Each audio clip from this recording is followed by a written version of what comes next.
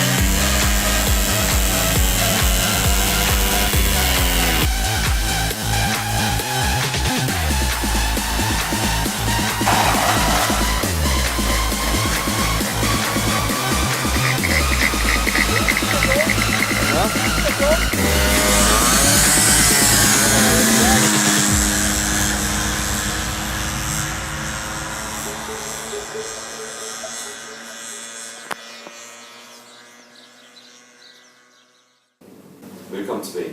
Vi har snakket med de to fra YouTube-klipper, hvorfor de kører så hurtigt på deres tunede scooter.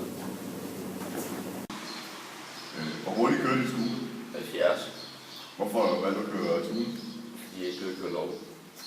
Har du ikke tænkt over konsekvenserne ved at køre ulovligt? Nej.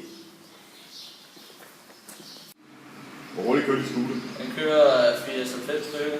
Hvorfor har du valgt at køre ulovligt? Fordi det er ikke sjovt at køre standard, når du kommer til cykel eller hårdt i dag.